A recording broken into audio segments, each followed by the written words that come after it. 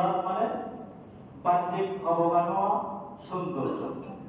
আমি যে কবিতাটা পাঠ করেছি, কবিতাটার অর্থ কি? সারি দুনিয়া পাইয়া পাই মিসলে তো দেখা নেই। দক্ষিণ মেরু থেকে উত্তর মেরু, পূর্ব থেকে পশ্চিম, সমস্ত দুনিয়া আমি ভ্রমণ করলাম। একজন কবি তার ভাষায় বলছে, উত্তর মেরু থেকে দক্ষিণ মেরু, পূর্ব থেকে পশ্চিম আমি ভ্রমণ করলাম। মিসলে তো দেখা নেই। ওগো নবী মুহাম্মদুর রাসূলুল্লাহ, তার সৌন্দর্যের মতো কোন সৌন্দর্যই আমার চোখে পড়েনি। আপনার সৌন্দর্যের মতো কোন সৌন্দর্য আমার চোখে পড়েনি। তেরে মানে হুসনে সূরত চাঁদ ভি হোতা নেহি। আপনার সৌন্দর্য এতটাই সব থেকে উচ্চ মানের এবং সব থেকে বেশি সৌন্দর্য দিয়ে আল্লাহ তাআলা সৃষ্টি করেছেন যে চাঁদের থেকেও আপনার সৌন্দর্য আরো অনেক বেশি। সুবহানাল্লাহ। কেন?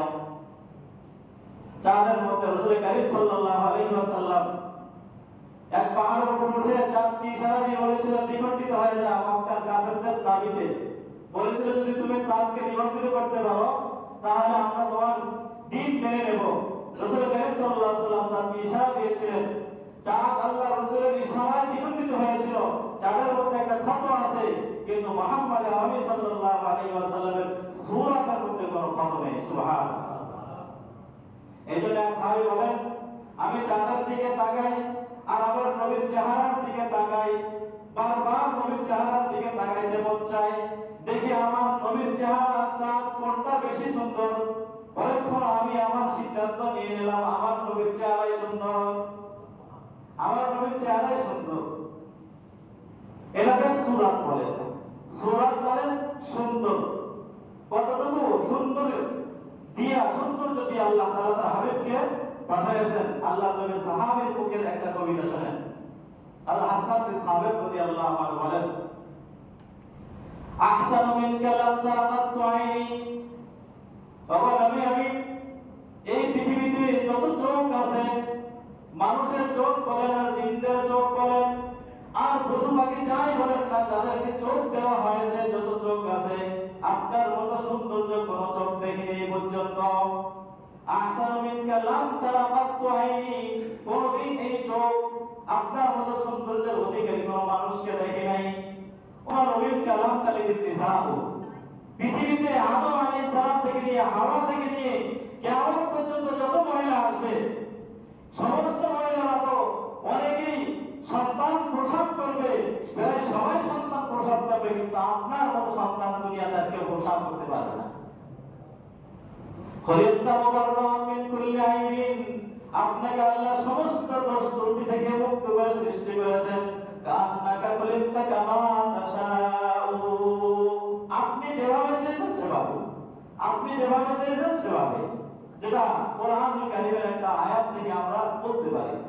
যখন আল্লাহ রাসূল সাল্লাল্লাহু আলাইহি ওয়াসাল্লামের কাছে এসে মহিলারা নিজেদেরকে হেবা করে দিতে চাইলেন, স্ত্রী হওয়ার জন্য শুভে দিলেন, মোহর লাগবে না, মোহরটা লাগবে না, আপনি আমাদেরকে বিবাহ করেন। তখন আম্মারা আয়েশা ঈর্ষা করে হিংসা করে বলেছিল, এই সমস্ত মহিলাদের কি কোনো গায়রত নেই, কোনো আত্মমর্যাদা নেই, এরা নিজেদেরকে ভাব একজনের কাছে দিয়ে দিতে চায়। তখন আল্লাহ তাআলা আয়াত নাযিল করেছিলেন, আপনি যাকে ইচ্ছা কাছে রাখতে পারেন, যাকে ইচ্ছা দূরে সরাই দিতে পারেন।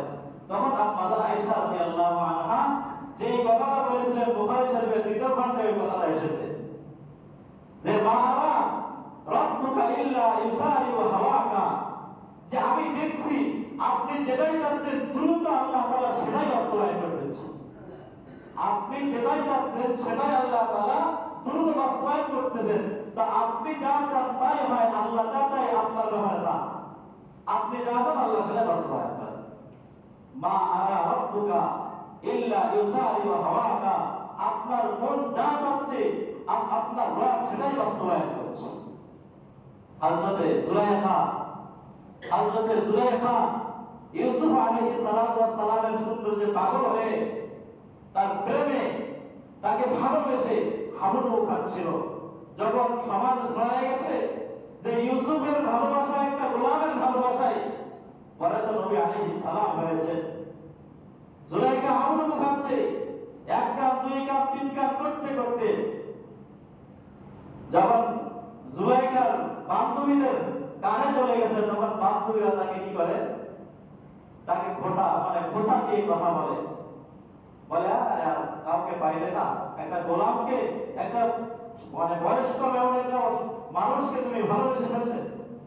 তখন একদিন সে দাওয়াত দিয়ে দেয় তার বান্ধবীদেরকে, দাওয়াত দেয়, খাওয়ার আয়োজন করে, খাওয়ার মতো অনেক কিছু রাখে, খাওয়া শেষে ফল খাওয়ার জন্য ফল হাতে দেয় আর ছুরি হাতে দিয়ে দেয়। পরে যখন তাকে জুলাইখা তাদেরকে বললেন, হ্যাঁ এবার তোমরা ফল খাওয়া শুরু করতে পারো, যখন তারা শুরু করবে ওই মুহূর্তে ইউসুফ আলাইহিস সালামকে বের করে আনেন জুলাইখা। ইউসুফ আলাইহিস সালামের সৌন্দর্য দেখে জুলাইখার বান্ধবীরা তাদের হাত কেটে ফেলেছে বাল কাটা বাদ দিয়ে। আম্মা জান আয়েশা বলেন, যদি ওই জুলাইখার বান্ধবীরা ইউসুফ আলাইহিস সালামকে না দেখে আমার নবী মুহাম্মদ আরবি সাল্লাল্লাহু আলাইহি সাল্লামকে দেখতো, তাহলে তারা হাত কাটার পরিবর্তে তারা তাদের অন্তর কেটে ফেলতো। লা তা'নাবি বাতাইল কুলুবি আলাল্লাযী, হাতের পরিবর্তে, হাত কাটার পরিবর্তে আমার নবীর চেহারা দেখে তারা অন্তর কেটে ফেলতো। এত সৌন্দর্য দিয়ে, এতটা মমতাময় চেহারা দিয়ে আল্লাহ তাআলা তার হাবিবকে দুনিয়াতে পাঠিয়েছেন, যার বিবরণ এবং বর্ণনা করে সময়ের তিরমিজিতে অক্ষর বাই অক্ষরে আল্লাহ হাবিব সাল্লাল্লাহু আলাইহি সাল্লামের এই সূরাত বর্ণনা করা হয়েছে। রাসূলের চুলটা কেমন ছিল, রাসূলের এই ভ্রুটা কেমন ছিল, রাসূলের দাঁতটা কেমন ছিল, রাসূলের চোখ মোবারক কেমন ছিল, রাসূলের হাতগুলো কেমন ছিল, আঙ্গুল মোবারকগুলো কেমন ছিল, প্রত্যেকটা শব্দ বা শব্দ সময়ের তিরমিজির মধ্যে আল্লাহ হাবিব সাল্লাল্লাহু আলাইহি সাল্লামের এগুলো বর্ণনা আছে। এই জন্য আপনাদেরকে বলবো, আমরা সবাই যেন রাসূলের সূরাত এবং সিরাত জানতে সব থেকে গ্রহণযোগ্য কিতাব শামাইলে তিরমিজি, আশ-শামাইলুল মুহাম্মাদিয়া, এটাকে শামাইলে তিরমিজি বলে। এই কিতাবটা আমরা বাংলা যেগুলো হয়েছে